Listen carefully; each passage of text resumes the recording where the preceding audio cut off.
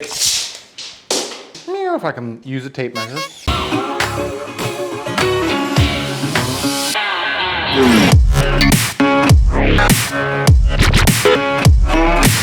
All right, so the built-in's done, the fireplace is finished, we've got the paint. This room's basically done except for the flooring.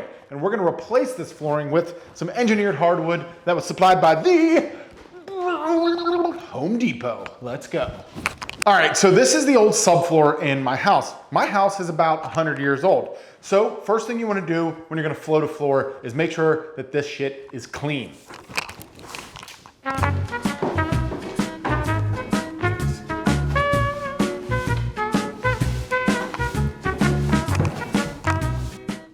Clean, next step.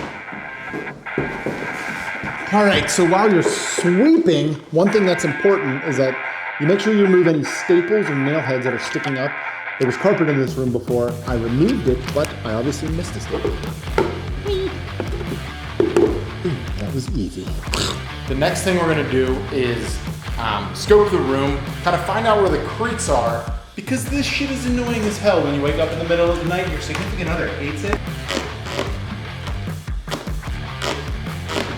That's what we're trying to avoid. All right, so this room bleeds a ton of air because it's very poorly insulated. So in order to kind of help that a little bit, I'm gonna put some thick plastic down on the ground. I believe this is 3.5 mil. And run it up the walls about 2 inches underneath the flooring. And we'll keep this down with tape. Dramatic rollout. So you want to give yourself about 2 inches up the wall when you're doing this. And you can use red rosin paper, you can use plastic. A lot of companies make stuff. Check your manufacturer. I decided to go with plastic because I'm looking for a little vapor barrier as well as some acoustic cushioning. To keep the plastic down, I've got some double-sided tape. You can put this down with staples too. But then you're gonna be poking holes in your vapor barrier.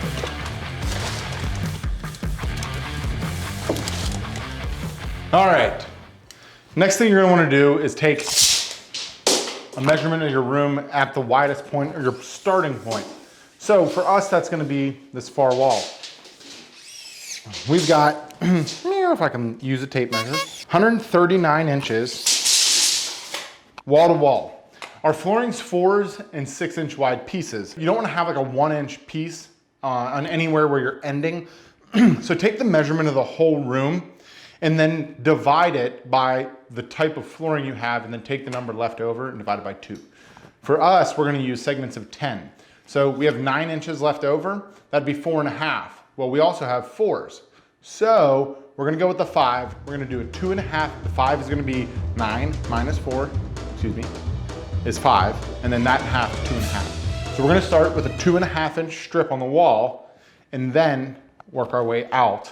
This measurement over here should be close to 2.5 as well. That'll also let us notch around there nicely, notch around the fireplace nicely, and notch out the door to continue the flooring into the hallway. If this math doesn't work, no, the math's gonna work. But if you would do it differently, let me know how you do it down below. Next thing you're gonna wanna do is get in your full-on modeling pose. Paint me like your French girl. And then you're gonna trim around all of your door jambs. What I have here is a cutoff of the flooring to give me my thickness, and then a flush trim cutter on my oscillating tool. You're just gonna lay it flat and then work your way around. It'll remove this bottom piece here and allow you to slide the flooring right underneath. And it gives you a much cleaner look than trying to butt it against it and trim around it and stuff. So I like to run a vacuum with it just to clean up the dust as I go. Works just like these.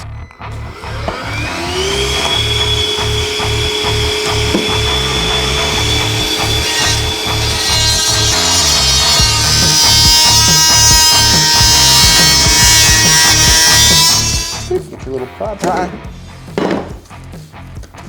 There you go. Then when you install your floor, it slides right up underneath.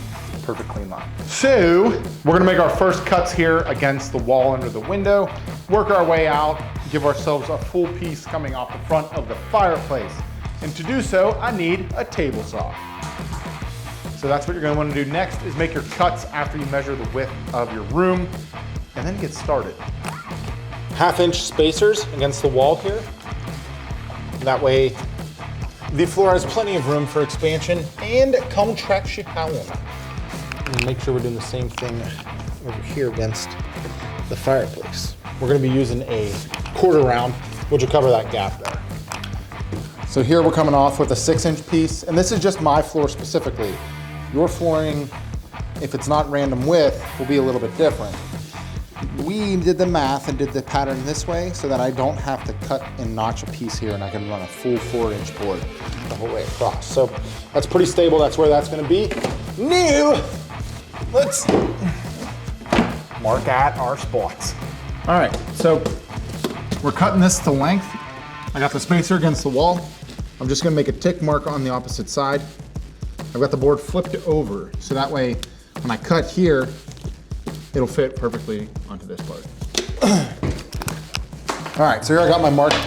And in all honesty, you cannot beat the value of cordless tools on jobs like this. So nice. This little 7 1/4 inch thing is just complete and utter mud.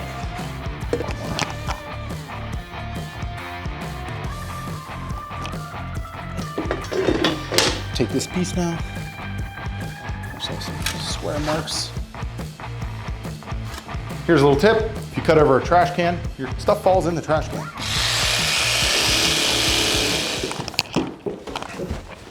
The moment of truth. Everything comes down to this.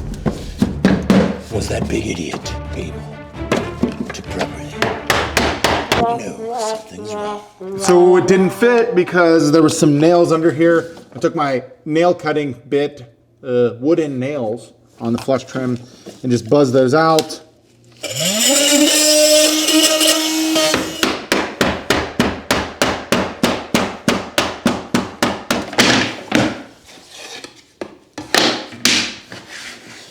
I'm just breaking everything down here to make it a little simpler. Full size 6 and full size 4-inch pieces. Okay. So, starting this way from here.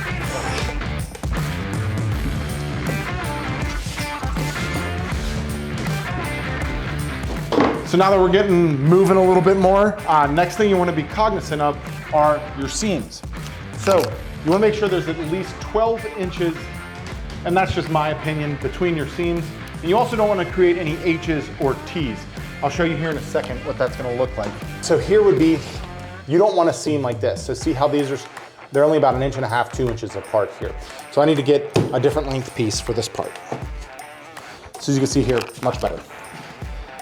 No 2 seams or gaps or anywhere close.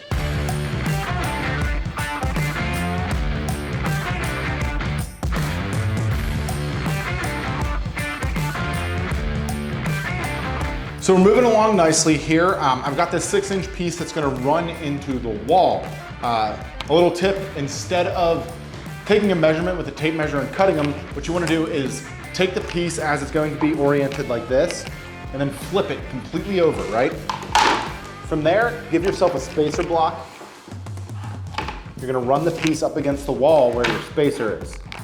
And then back on the side where your cut's gonna be, just give yourself a tick mark where the piece of flooring below it comes in. Then you're gonna go to your saw, which, another tip, as this room's starting to come together more, we have our saw is sitting on a piece of the cardboard from the boxes. That way it's not scratching our floor. Super easy to move around. Keep moving with us. This saw has a line that shows you where the cut is. I've got it right on the tick mark. The most important part about this tip is that spacer block. Another thing you want to make sure with this snap lock floor is that you're working from left to right. It's what the manufacturer recommends, and it's also because all of the locking tongues are on the right side of the flooring, so you need to lock it with the left side of the next piece. If you work from the other wall, it would be the bottom instead of the top going in, which just makes it hard. So work left to right. On to the last row. So What we're gonna do here is I'm gonna take a little spacer. It's a 4-inch piece. Our gap is just the tongue, but because of science, I can't just drop it down, and I'm not gonna rip just the tongue off. We're gonna take the spacer, just like Sam and I have been doing all day. Running up against there. Bleep. Make myself a little nick mark. All right, the mic died. Sorry for the poor sound quality, but before we rip those, I'm gonna lay everything out because I have to notch that edge, and you don't wanna mess up and waste the flooring by cutting a bunch of it and not needing it at the end part there. So because we're crawling out into the hallway, I'm gonna lay this out first, and then I know where I'm cutting.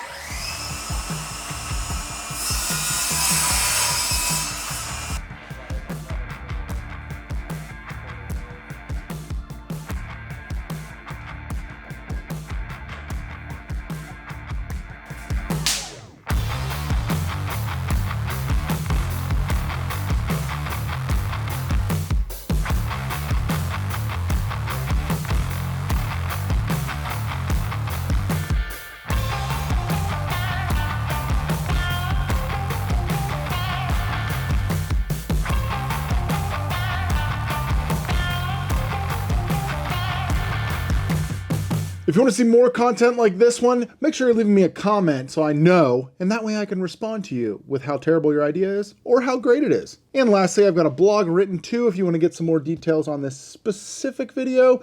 And if you're going to tackle this yourself, make sure you're punching it in the face.